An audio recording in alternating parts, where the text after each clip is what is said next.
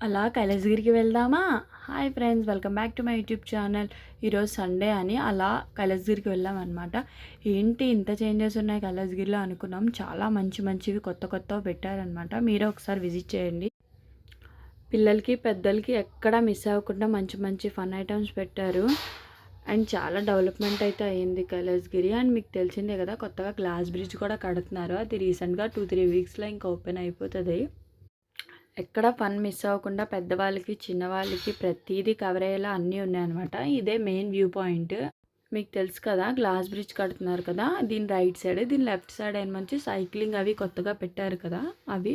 And cost మాత్రం చాలా ఎక్కువ ఉంది, 350. నాకైతే రీజనబుల్ అనిపించలేదు. మీకు ఎలా అనిపించిందో కమెంట్ చేయండి. అండ్ నెక్స్ట్ అలా బీచ్కి బయలుదేరిపోయాం అనమాట.